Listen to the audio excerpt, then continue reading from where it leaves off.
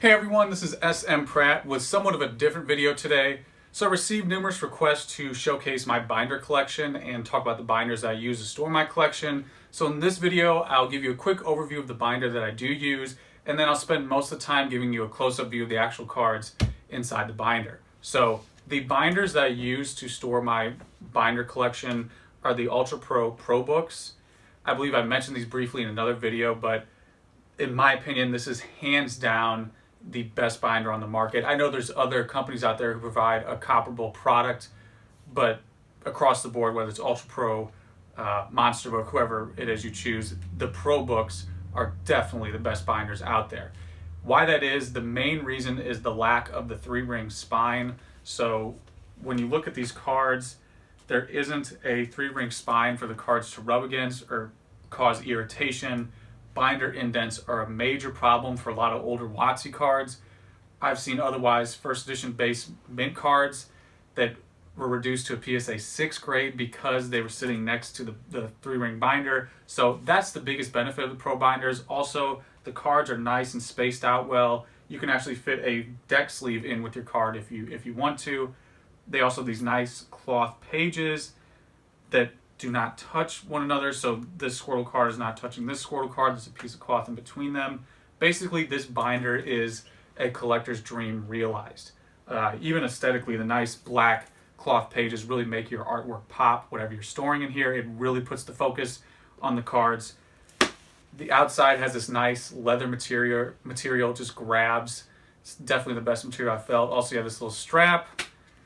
It's just home run in my opinion. So I keep this piece of paper on here to mark what is contained in the binder. It's an easy way to mark the contents for me. This particular binder that I'm going to show you is from my days in college and in school, basically from when I collected from 1999 till 2009. I think that's when the cards in here stopped. So this is pretty much a snapshot of how I collected back in the day, and I'll give you an explanation on why I categorized the cards I did or why the format I chose, and pretty much anything notable that I find in here I'll talk about. So with that said, let's take a close-up view.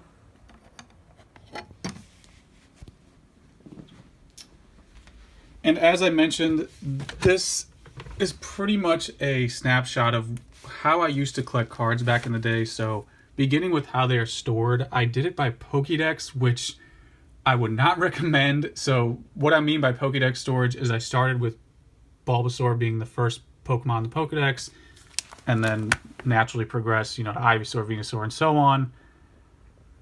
The benefit of going this route is you can see the artwork of every, respective species. So you can see every artwork of Bulbasaur, Ivysaur, and so on.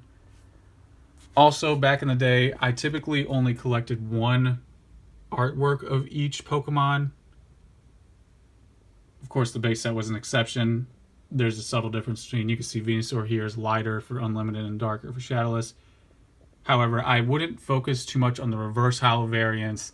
First edition, I didn't really start doing that until post 2009. So these binders focus primarily on artwork versus the variants, if that makes sense.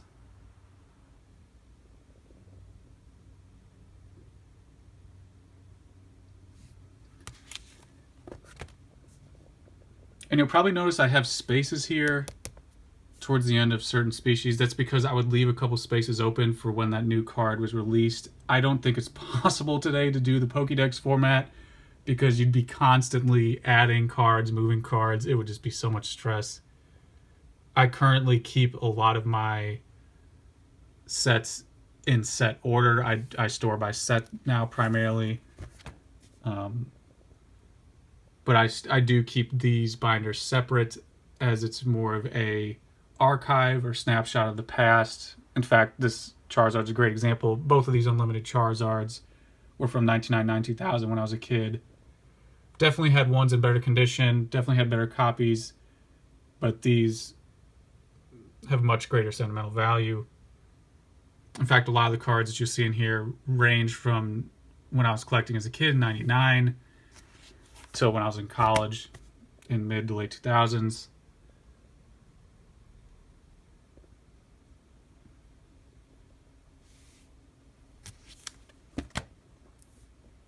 Oh yeah, there's a good card. So this one, the Squirtle here that is jumping into the pool, this has always been assumed to be, a nod to Nirvana's album. That was confirmed in the recent illustration book. Mitsuhiro Rita confirmed that he drew inspiration from a certain rock album. So it's been confirmed that this is the Nirvana Squirtle.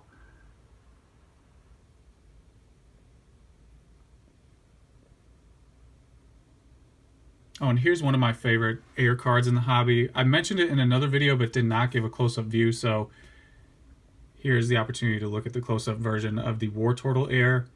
So the one on the right is the corrected version, the normal version. The one on the left is the Air version. And I'll give you a couple seconds to see if you can notice the difference.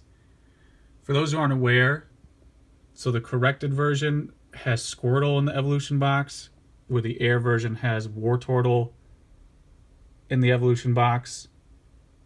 In my opinion, why this is more of a notable Air is because this is a significant difference or alteration, from Squirtle to Wartortle. Also, it has that, there's just something about it. It has that nice, it has a vibe to it that captures, the beginning stages of WotC and how their printing quality was not on par, and also how they were just flying cards out of the warehouse because the unbelievable demand in the late 90s.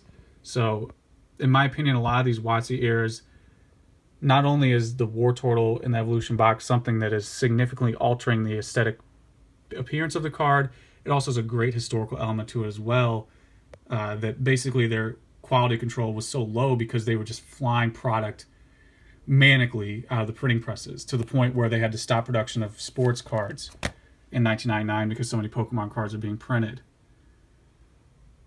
I really like the artwork, the unique artwork from the Bulbasaur deck and Squirtle deck.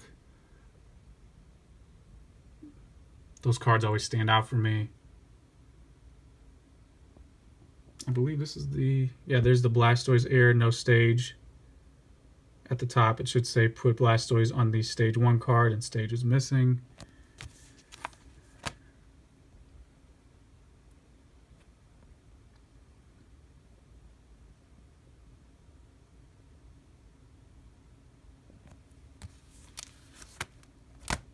And here's a good contrast of a well-known Air, but it's simply an ink blot or an ink blotch. So if you look here at the first edition stamp, you see a little ink blot there. It makes the one look like a lowercase d. This is dubbed the Butterfree D edition Air, where this is the corrected version. It should not have that ink blot. I actually pulled this card myself probably about 07, 08, somewhere in there. I bought a booster box. I probably pulled maybe 2 to 3 of the Air Butterfrees, and by and large, majority of them were the corrected version. However, this one I wouldn't put up there with Wartortle or Ninetales or even Blastoise, because this is just a very convenient ink blot, and I do like that it makes it look like a D. However, it doesn't have that same significance aesthetically, historically, however you want to look at it.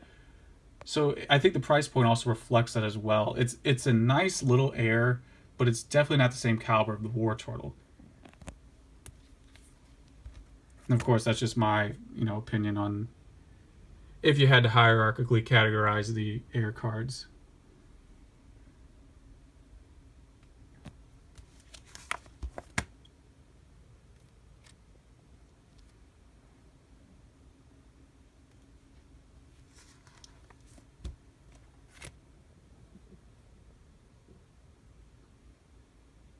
Also, I should mention the first edition base cards. I do have multiple sets of them. These are the ones I collected a long time ago. They've just been sitting in this binder. However, I do have my graded set as well that I keep separately from this.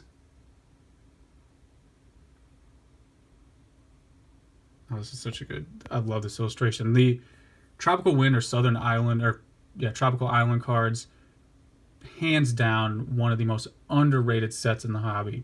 In my opinion, they're one of my favorite sets because the artwork is so unique.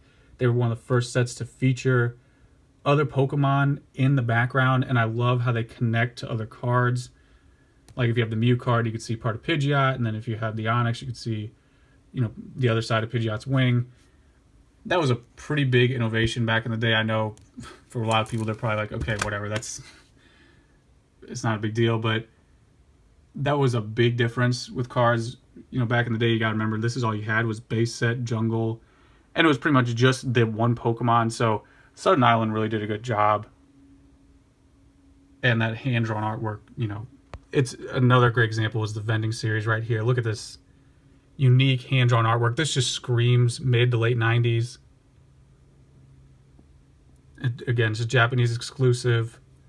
In fact, I think the first ever vending card I purchased, yeah, this guy right here. Firo was the first one I ever purchased. It was back in 1999 at a local comic shop. I never saw this vending series before. I saw this Pokeball and was like, what the hell is going on? And I was intrigued immediately by the crude drawing of Firo. There's another one right there, another vending card. But in my opinion, this card, of course, has sentimental value for me. It's definitely not an expensive item. The vending cards, as well as the Southern Island, they are the best bang for your buck. They're not expensive. Even in PSA 10, they're not expensive, but you get so much aesthetics and history for these cards for such little dollar amount. And another good example is the Game Boy Firo. This is probably my favorite Firo card to the right, the Game Boy Dark Firo. I just love that more abstract depiction of the Pokemon, where you could say this is the more proper, or, you know, initial interpretation of Firo. I really like this Dark Firo right here. Definitely combined with the fact that it's a Japanese exclusive, has a limited print. Probably the most valuable Firo card, unless you have, you know, this guy right here, graded PSA 10. But yeah, that's definitely my favorite Firo. And we have reached the end of this binder. Again, this is the Pokedex setup, so it goes 1 to 24. Arbok being 24, of course. Oh, there you go. There's some bonus cards. These are all the air jungle cards. So that is one of my old binders from back in the day. It gives you a nice little snapshot back to how I used to collect, you know, in my early days. So if you are interested in seeing more of my binder collection, let me know. The videos will probably be less of me talking, more of me just showing you cards. So just give me your feedback. Let me know what you want to see. As always, until next time.